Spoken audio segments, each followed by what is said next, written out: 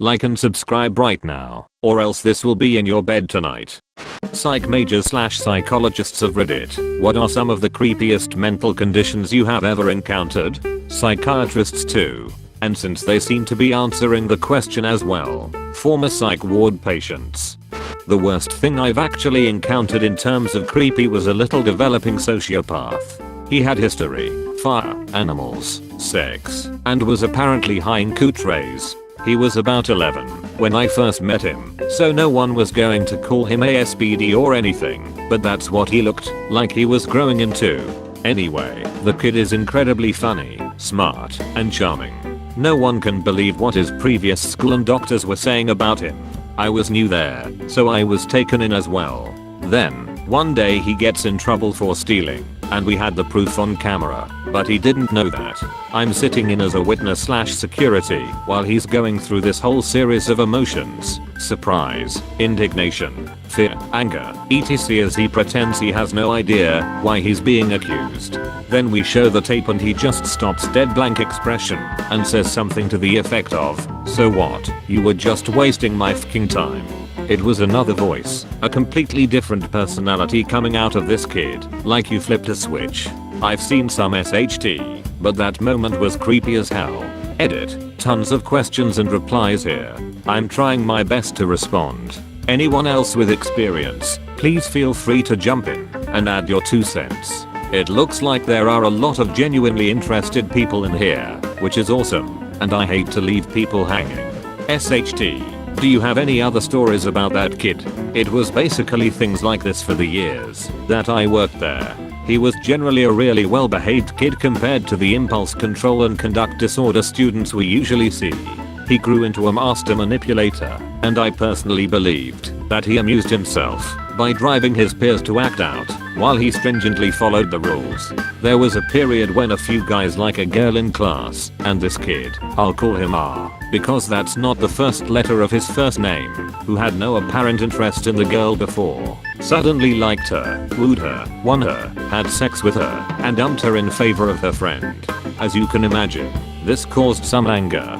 He then spent the next few weeks being really nice to the people who were threatening and attempting to beat his ass. Things like, "Hey, let me sharpen that pencil for you." Really out of character stuff, which infuriated people because it was obviously fake. At the same time, we were being told by students that he'd whisper things to kids in the hall like, "I wasn't even her first." Anyway, these kids would occasionally attempt to assault her, but security was always around school, so I would just goad these kids on and crack up laughing as the aggressor was being escorted from class. Of course, some teachers would address his behavior with him, asking him to stop instigating events, and his response would be along the lines of, "What rule did I break?" And, of course, he'd be right.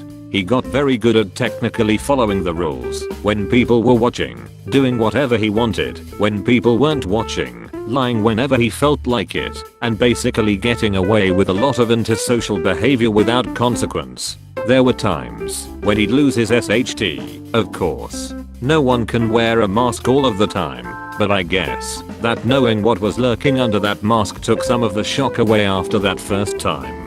A second-hand story I heard during a treatment team meeting. At some point he had been caught saying something inappropriate, and another kid told on him. R was directed to report to the resource specialists, basically in school detention. The teacher told him to go. He sat in his desk staring straight ahead, and told her in a very flat voice that he didn't say what he was accused of saying. The teacher responded that he'll have a chance to explain that to resource. Still staring straight ahead, he told her he knew what her car looked like. He knew she had a kid around his age. He could look up her license plate number to get her address. He could take his father's gun. We all knew he had stolen his father's gun before. Luckily it had a lock on it. Go to her house, knock on the door and shoot everyone. You see, he thought he could make a case for himself because he was speaking hypothetically. He never actually said he would do any of those things, just that it was possible. We had security escort him to resource where he waited until the police picked him up. We also then had to park in another lot, so the students couldn't watch our cars pull in if their parents brought them early and they were waiting on campus. The kid was fascinating.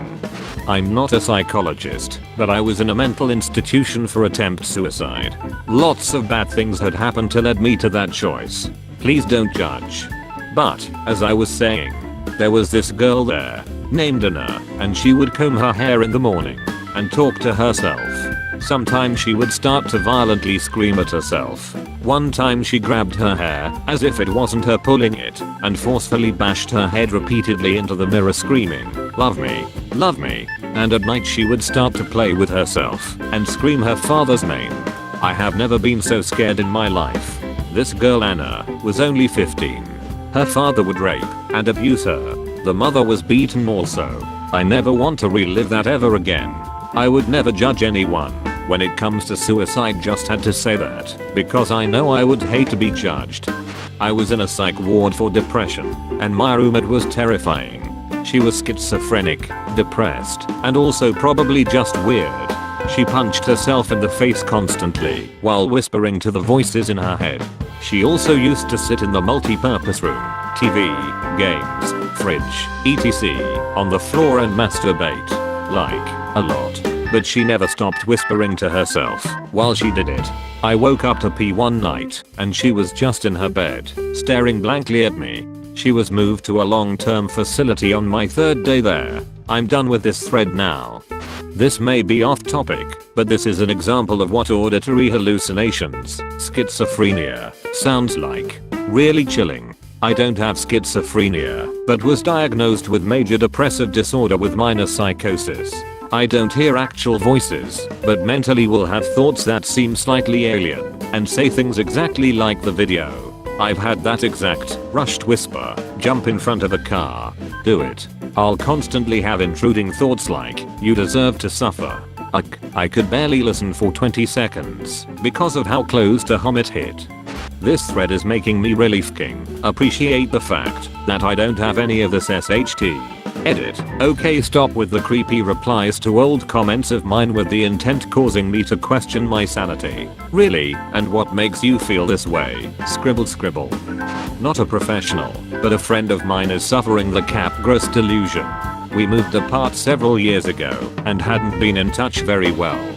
I knew she had gone through some stressful times. I had a couple of phone calls with her where she was worried that her computer had been hacked, but she seemed reasonable. Then one day she called me and told me that her husband had been replaced with an imposter.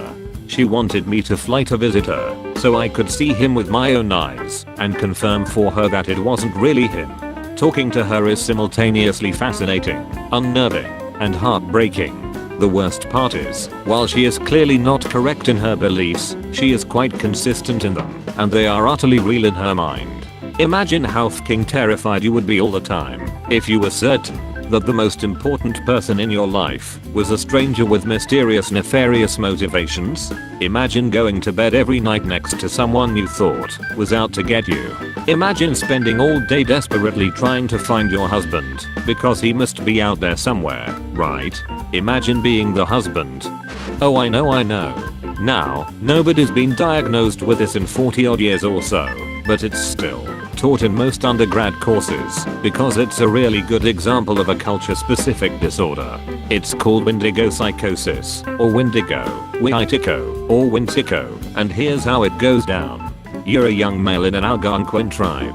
It's been a long cold winter, and your whole tribe is starving. You and your hunting partner have been out hunting for moose or deer or even a bear, if you have to, but you've totally struck out. You're starving. He's starving. And you've seen the way he's starting to look at you over the fire at night. So you do what you have to do before he does. You kill him and eat him. You know what happens when you eat another man, but you're starving, and it's cannibalize or die. So you eat him, and the Wendigo comes and possesses you, because the Wendigo possesses everyone who eats someone else. And now that the Wendigo has possessed you, you're hungrier than you were. Hungrier than you've ever been before. But the only thing you're hungry for is more people. So you back to your tribe, and one of two things happen. You tell someone, and they attempt to kill you by having you eat melted bear fat until you vomit the heart of ice you now have because you are a Wendigo demon. 35% of reported cases were cured by this method. You don't tell anyone, got back to your tribe, and attempt to kill and eat a family member. You will eventually be stopped and killed during your murder/cannibalism rampage, and your remaining family members will burn your body and scatter the ashes to prevent the Wendigo from possessing them too. The other 65% of reported cases. TL. Dr. Wendigo psychosis is when you think an Indian demon possess you, and then you try to eat your family. Scariest thing I know of that's real. Locked-in syndrome. You're completely awake but unable to move. People assume you're a comatose vegetable, when really you're just paralyzed. For decades. There is an amazing film about this condition. It's called The Diving Bell and the Butterfly, a true story about Jane Dominique Bauby, who was the editor-in-chief of Elle magazine, until he suffered a stroke that led to locked-in syndrome. The film was adapted from a book that he wrote using only one eyelid to communicate. From the wiki, the entire book was written by Bauby blinking his left eyelid, which took 10 months, 4 hours a day, using partner-assisted scanning. A transcriber repeatedly recited a French language frequency ordered alphabet E, S, A, R, I, N, T, U, L, etc. until Bauby blinked to choose the next letter. The book took about 200,000 blinks to write, and an average word took approximately 2 minutes. I've never heard of anything more psychologically incredible than a fugue state, when the mind can't deal with reality, so it just creates an entire new world for itself to live in. Or you just need time to deal with Tuco. I'm a paranoid schizophrenic. I don't believe there is anything scarier on the planet than an episode. Nothing is more terrifying than being betrayed by your own mind. The things you hear and see.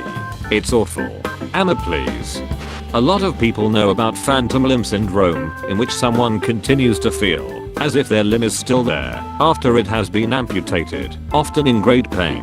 Another interesting one that not many people know about, and is almost kind of an opposite, is body integrity identity disorder, which is when a person has extremely strong feelings that one or more of their limbs does not belong to them, despite being functional, and often they really want to amputate. From their descriptions, it seems that it is actually very psychologically painful, sometimes to the point that they will self-amputate, because no doctor is willing to amputate a healthy limb. Reactive attachment disorder. I worked at a group home for kids with this disorder, and it was creepy before I fully understood it. Children who have suffered severe abuse and neglect early in life often have their ability to form healthy attachments to caregivers or anyone destroyed. Some of them would cling to me, call me mommy, and beg to come home with me 30 seconds after I met them. Others would refuse to talk to anyone, hurt themselves and others, set fires and act out any chance they could. Sometimes they would improve enough to be sent to foster homes, only to have their behavior come back worse once they were placed in an unstructured family setting. It's extremely tragic, because there is basically no hope of a cure and they will have the disorder the rest of their lives. Fatal familial insomnia is pretty freaking scary. Suddenly, you just start not being able to fall asleep, and you're gone within 7 to 36 months. You gradually lose the ability, along with a number of other symptoms over time, until it eventually, at the end of the last stage, you'll have not slept in a long time, will have been hallucinating, and suffering from dementia, and eventually die. Only 40 families, about 100 people, have the disorder. Also, if you have it, there's a good chance you'll have kids by its onset, making the disorder pass down ever further. Scary stuff. Thank you very much for watching. In the comments under the video, write what you think about all this. Also, don't forget to watch our other videos. Bye.